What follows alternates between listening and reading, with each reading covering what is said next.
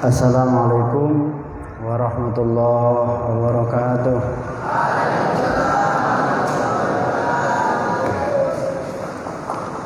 Bismillahirrahmanirrahim. Alhamdulillahirabbil alamin. Wa bihi nasta'in wa ala umuri dunya waddin. Allahumma shalli wa sallim wa barik ala sayyidina Muhammad al-Fatih lima ughliqa wal khatim lima sabaq nasirul haqqi bil haqq wal hadi ila siratikal mustaqim wa ala alihi wa sahbihi haqqa qadrihi wa miqdaril azim. Amma ba'd. Al-Mukarram jenenganipun Romo Kiai Abdul Ghafur termasuk Pondok Pesantren Sunan Derajat yang terhormat dan yang kita hormati Bapak Muhammad Hasan Munawi, Kepala Pondok Pesantren Sunan Derajat, kepada Bapak Faisal Wali Asrama Al-Maliki Al-Hanafi, yang terhormat dan kita hormati Ketua Asrama Al-Maliki dan Al-Hanafi, serta para santri semuanya yang saya cintai. Pada kesempatan yang baik ini dengan niat yang baik, mudah-mudahan juga berhasil dengan baik. Alhamdulillah, di kesempatan ini juga oleh Allah kita diberikan kesehatan. Lebih-lebih kita masih dalam keadaan iman dan Islam. Anak-anakku sekalian, sholawat dan salam yang kita baca berkali-kali setiap saat, mudah-mudahan oleh Allah pahalanya diberikan kepada Rasul kita Muhammad sallallahu alaihi wasallam.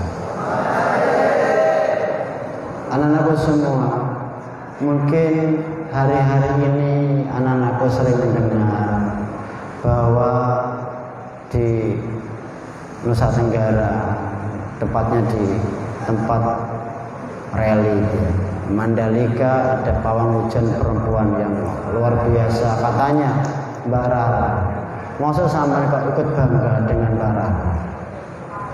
Sampeyan lho kurang apa iki lho, lamun gak ono pawang udane tetep udan dina iki. Kemarin sudah itu siapa yang pawang udane? Mosok pengen banggano ya ora banggano wong iki. Anak-anakku sekalian, ini tak ngomong sejarah sedikit.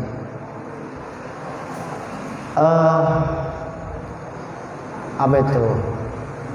Di Cina, tembok Cina, kabar yang saya baca itu dibangun 20 tahun oleh orang-orang Cina. Bahkan itu oleh 3 generasi. Piramid Sphinx di Mesir itu lebih dari 20 bahkan 80 tahun. Tapi apa yang ada di Indonesia, khususnya orang Jawa yang merupakan leluhur-leluhur kita, hebatnya membangun candi 99 1000 kurang 1, tidak hitungan minggu tapi semalam jadi.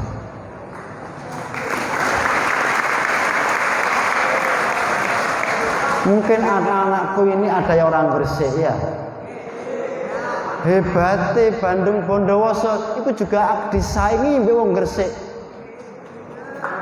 Orang Gresik bisa merubah seorang hewan menjadi berlian, namanya kebo emas.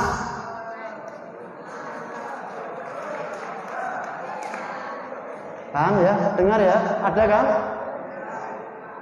Orang Gresik juga sukses mengalahkan penamaannya oleh Ibnu Battuta dengan Borneo Kalimantan yang merupakan pulau terbesar kelima di dunia.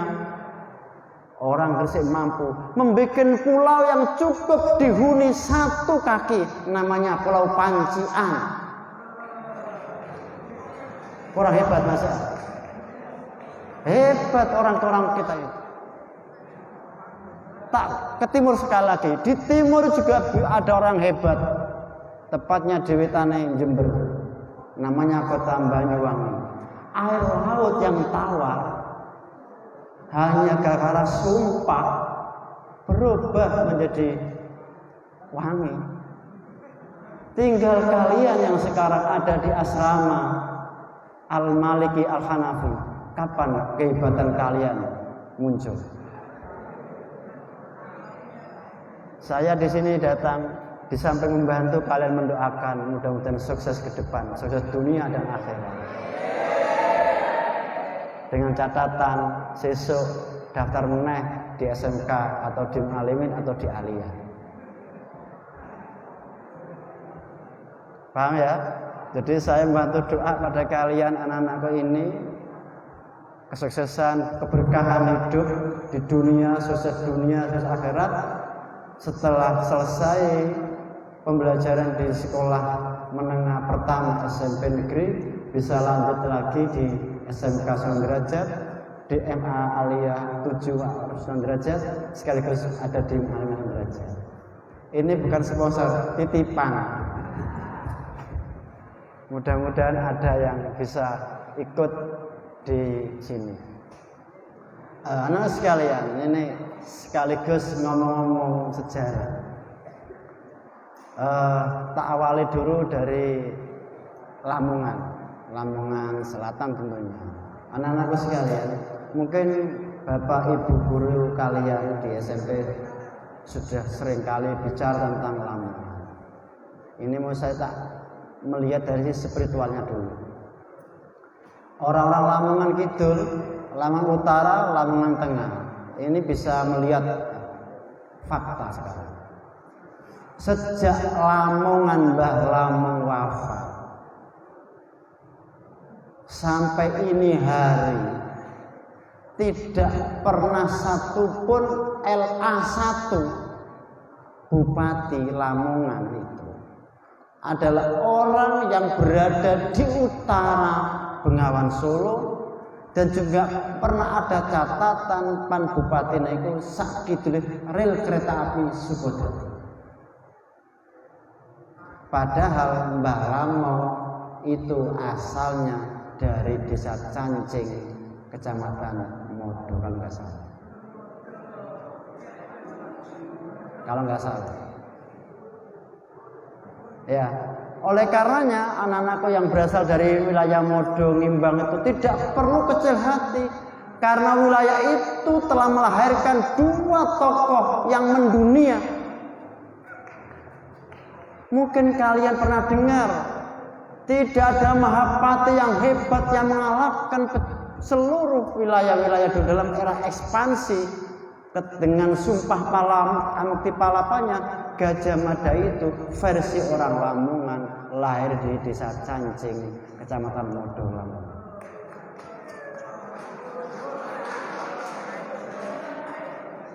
Jadi sing Lamongan ini gak perlu kuatir sama niku, kudune iso bangga. Iku sing versi sing jarene Hindu, saya sing Islam. Bapak Haji, pemuda dan santri Mbak Praben Gresik. Ketika mengabdikan di Majapahit dapat gelar militer namanya Ronggo. Ketika tua menjadi Tumenggung Surajaya. Ketika wafat karena mendirikan Lamongan dinamai dengan Mbah Lamong. Itu juga lahir di desa Cancing, kecamatan Modo, Lamongan. Kurang apa sampean? Punya tokoh pemerintah, tokoh politik yang luar biasa. Sekarang tokoh agama yang kamu duduki sekarang ini, kita ini berada di wilayah yang dimuliakan oleh Allah, mergo iki wilayah derajat. Siapa? Mbah Kanjeng Derajat. Mungkin kalian paham itu. Mbah Sunan Derajat itu adalah generasi ke-23 dari Rasulullah Muhammad SAW. Ini penting saya sampaikan. Mergo saiki ana wong ngaku-ngaku turunane Nabi yang ke-22. Berarti umurnya wis meh 1000-an lebih. Habib juga. Jadi nek Mbah Ampel iku turun Nabi yang ke-22, Mbah Andal ke-23, jadi nek ana wong urip saiki wong Islam aku Islam, bahkan orang dimuliakan ngaku turun Nabi yang ke-22, berarti dia setara dengan eranya zaman Sunan Ampel. Sampeyan gak usah banggakan aku tur piro Pak, mengko sampean piro. Sekarang nggak perlu membanggakan, mari kita kembali bahwa kemuliaan seseorang bukan karena keturunan. Kesolehan sampean banyak ditentukan dengan lingkungan sampean. Ada Pak Faisal bisa ditanya. Kesolehan seseorang, kedzaliman kejahatan seseorang bisa terjadi dengan 3 sebab. 3 faktor. Yang pertama mungkin anak-anakku agak kurang mendengar istilah ini. Pertama adalah nativis. Faktor keturunan. Piye-piye mau gerak wong tua akan mengalir pada geraknya anak. Nek bapak ireng mungkin juga anak ireng. Isauku. Bapak pinter akan anak lahir pinter. Isauku. Nativis. Yang kedua, kalian bisa luwih apik iki sing kudu tak sampaikan lagi adalah faktor milieu, lingkungan. Sampai ora percaya buktikan sampai jejer karo wong sing ngantuk titene 5 menit mulai amal. Lingkungan itu kadang-kadang bisa mengalahkan faktor orang tua. Dinasihati wong tua gak dindel, dijak kancane budal. Yang nomor 3 adalah konvergensi, gabungan dari nativis dan milieu. Mungkin kalau kita arahkan ke sepak bola, mungkin banyak contoh. Sing wong tuane ora iso main bola, tapi kok dilatih mbek musim profesional, pelatih yang hebat, dan dia berlatih tenanan jadi sepak bola yang hebat. Saya berharap dari cerita ini anak-anakku sekalian bisa meniru. Enggak perlu kecil hati, sing bapak ora paham apa-apa sing berada di lingkungan yang baik, dan insya Allah asrama Maliki Hanafi ada lingkungan yang kondusif untuk belajar kalian semua. Sekali lagi anak sekalian, lingkungan ini menentukan. Nah, orang percaya buktikan wis gak nyawang dunia luar sing penuh dengan glamour. Anak-anakku sekalian, tangisan air mata kadang hadir ada di hotel, di bintang 5, di asrama sing gemerlapan, tapi senyum kebahagiaan kadang lahir di asrama sing peteng dedet, tapi wongi penuh dengan persaudaraan. Anak-anakku sekalian, jadilah orang yang terbaik di mata Allah, jadilah yang terburuk di mata sendiri, dan sederhana di mata manusia lain. Ini penting. Jangan bangga-banggakan wong tua. Wong tua itu wis kari cerita kesampean iso apa sekarang. Pendidikan yang kamu lihat tempuh di SMP luar biasa. Kamu gabungkan dengan pemahaman agama di pesantren ini juga luar biasa. Mudah-mudahan ilmu agama kamu dapatkan, ilmu umum pun juga kamu dapatkan. Sehingga ke depan barang siapa yang menguasai dunia pakai ilmu, menguasai akhirat juga pakai ilmu. Kalau ingin dunia akhirat sukses, dua-duanya harus menggunakan ilmu. Itu di mana-mana jelas disampaikan oleh Al-Mukarram, oleh Ustaz, oleh Kiai, manapun mesti ngomong seperti itu. Oleh karena itu anak sekalian, di ini kesempatan sekali lagi saya akan mencoba untuk membawa kalian kepada pemahaman umat Islam. Kalian akan pahamkan jumlah Islam di Indonesia paling banyak, sehingga bisa diambil kesimpulan kalau Indonesia ini rusak, maka umat Islamlah yang harus bertanggung jawab. Kenapa? Karena sepertinya Indonesia ini milik kita, karena kita adalah mayoritas. Moga sing bangga pan Indonesia Jaya, ya umat Islam. Apa perlu dibuktikan dari sejarah? Yang mendirikan negara kita juga orang-orang Islam loh. Mungkin kalian masih ingat Piagam Jakarta itu hanya satu yang enggak Islam. Ya kan? Hanya satu. Sebelum ada PNI dulu, sudah ada Muhammadiyah, sudah ada Nahdlatul Ulama. Itu dulu yang mengawali untuk pendirian Indonesia.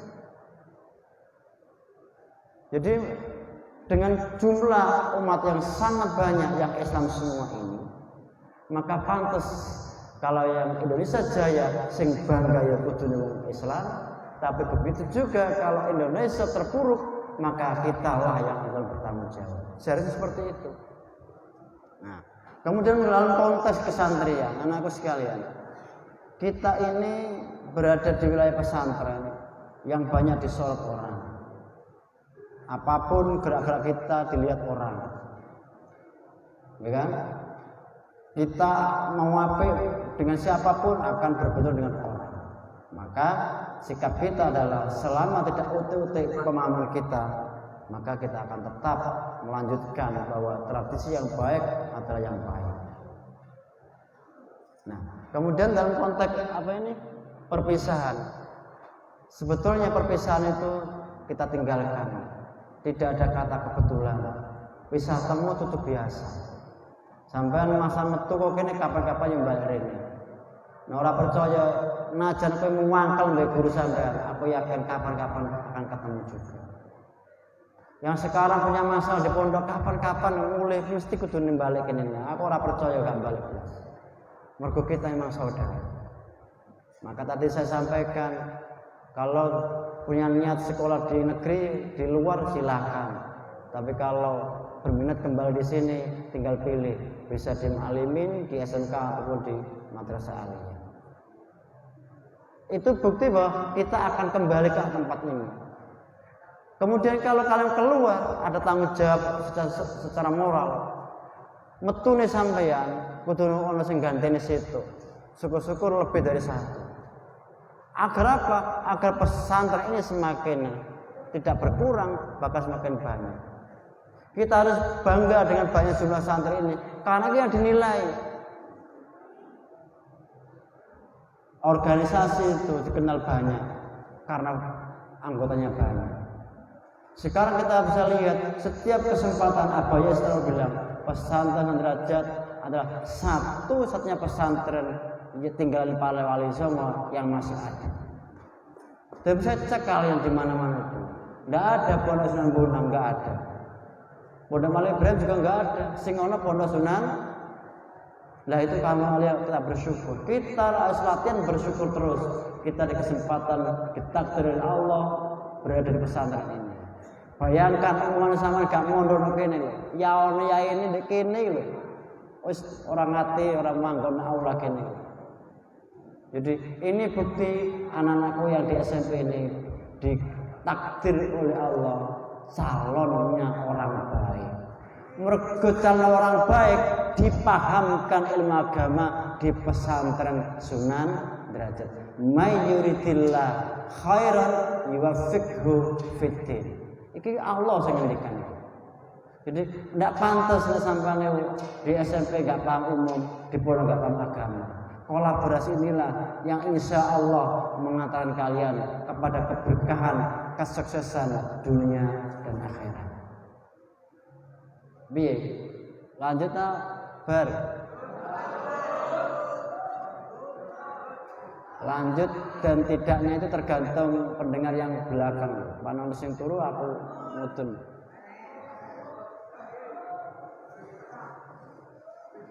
Wis. Sabar Pak Faisal nggih. Sedap. Ini tak ngomong sejarah sedikit. Berikutnya iki cek sing lamongan-lamongan cek paham sejarah dhewe. Jadi sing lamongan kidul, lamongan lor kudu bangga kita punya tokoh politik, kita punya tokoh agama. Orang-orang sing meragukan bahwa Mbah Derajat itu bendaharane para wali. Makanya wali yang paling sosial itu Sunan dengan konsep meneono itu loh.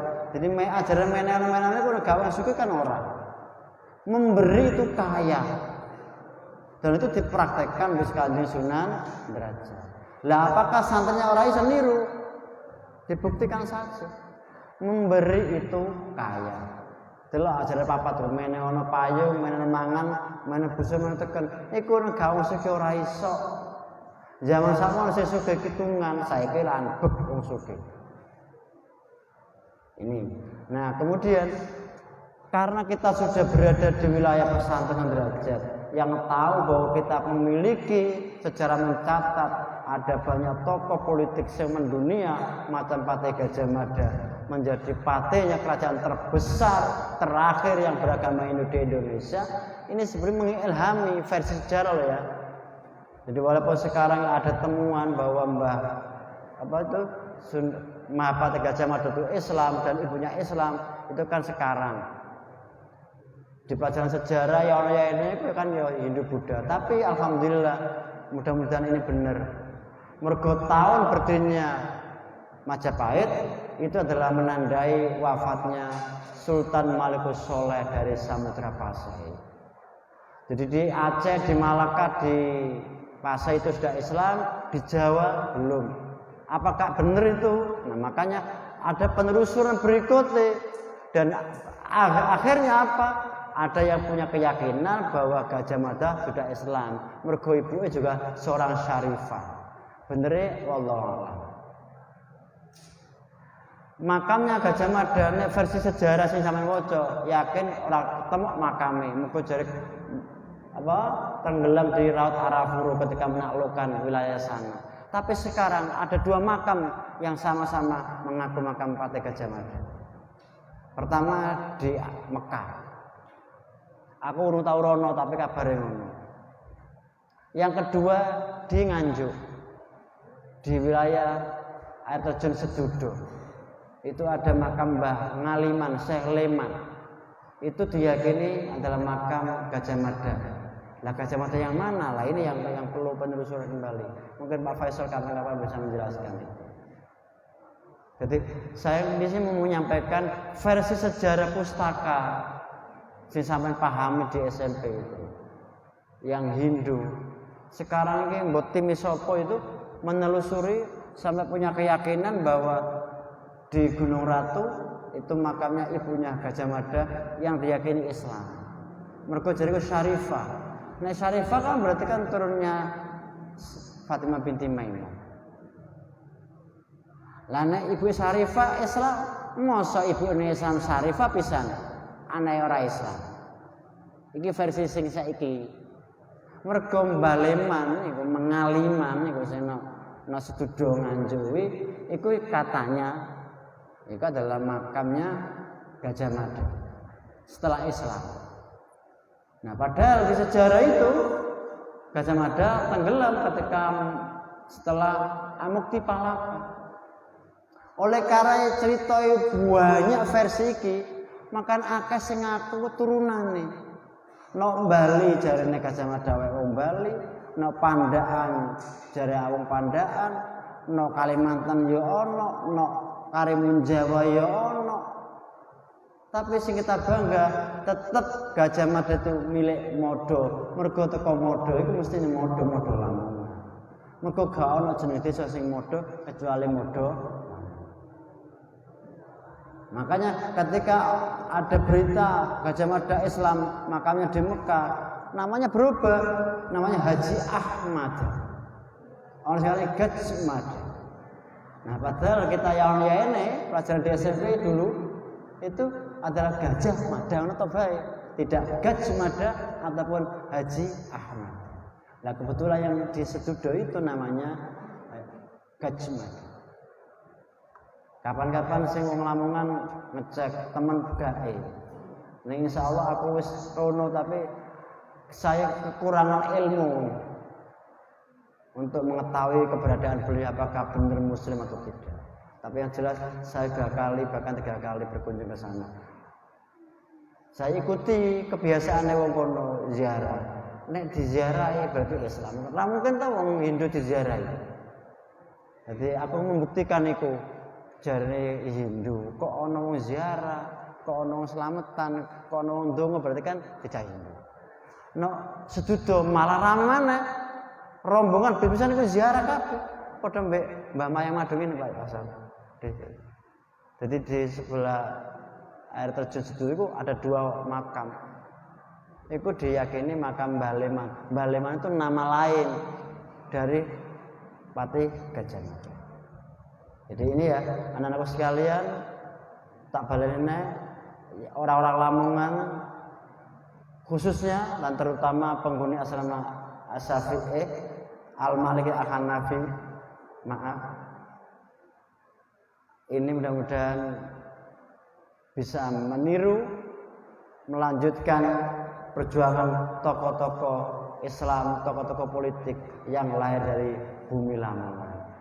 Tuban boleh mengakui bumi wali, Gresik boleh mengakui kota santri, tapi Lamongan adalah tempat lahir kita. Maka kita harus bangga dengan Lamongan, terutama wilayah kidul kudune sukses mergo Lamongan ini sing ngedekno, sing duwe adalah wong kidul. Ya, dari desa Cancing, Kecamatan Ngodo melahirkan 2 tokoh sentral yang dipakai, yang usianya panjang mergo era Tribuana, Suhita sampai Gajah Mada, sampai Hayam Wuruk itu mahapatenya adalah Gajah Mada asli Lamongan. Paham ya?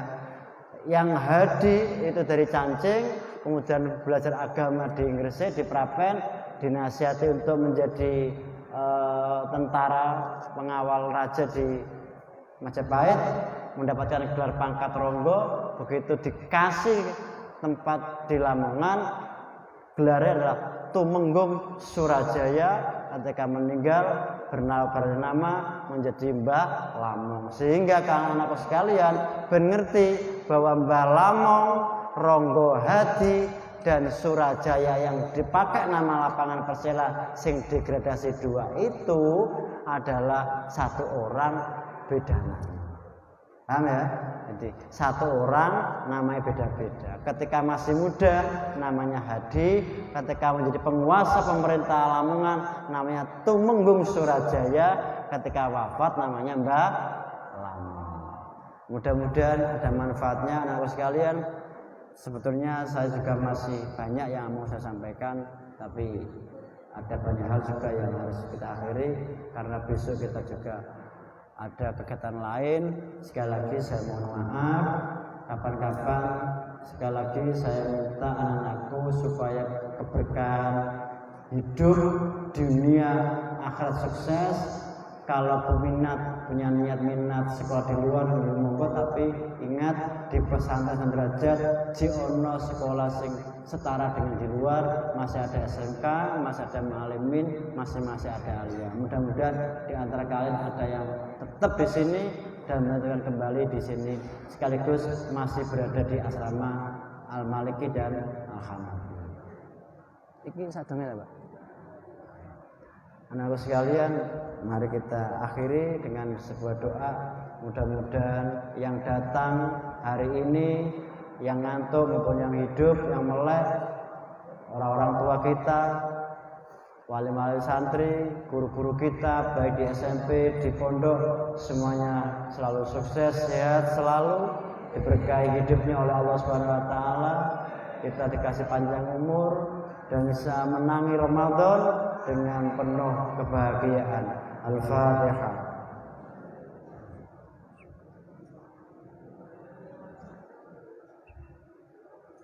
Bismillahirrahmanirrahim. Allahumma shalli wa sallim wa barik ala sayyidina Muhammadin wa sallam. Alhamdulillahil alamin. Hamdan yuwafi ni'amahu wa yukafi mazidah. Ya Rabbana lakal hamdu kama yanbaghi li jalali wajhikal karim wa 'azimi sultanik. Rabbana la tu'akhidhna in nasina aw akhtana. Rabbana wa la tahmil 'alaina isran kama hamaltahu 'alal ladzina min qablina. Allahumma shalli wa sallim wa barik ala sayyidina Muhammadin salatan tunjina biha min jami'il ahwali wal afat wa taqdi lana biha jami'al hajat wa tutahhiruna biha min jami'is sayyi'at wa tarfa'una biha ilaka 'ala darajat wa tuballighuna biha wasallaya min jami'il khairati fil hayati wa ba'da al-mamat innaka 'ala kulli syai'in qadir. Rabbana anzil 'alaina ma'idatan minas sama'i takunu lana idan li awwalina wa akhirina wa ayatan minka warzuqna wa anta khairur raziqin. Allahumma arzuqna rizqan halalan thayyiban wasi'an barakan nafi'an laziman wa malan katsiran bi ta'abin wa la masyaqqatin wa la dhairin wa la fatarin bijudika bi karamika innaka ala kulli syai'in qadir. Allahumma yassir umurana kullaha sahil wa kulla asir alaina. Allahumma ya muhawwil al-ahwal hawwil halana ila sanil ahwal bi haulika wa quwwatika ya kabir ya muta'ali aziz ya mughal. Rabbana atina fid dunya hasanah wa fil akhirati hasanah wa qina adzabannar. Wa sallallahu ala sayyidina Muhammadin wa alhamdulillahi rabbil alamin. Al-Fatihah.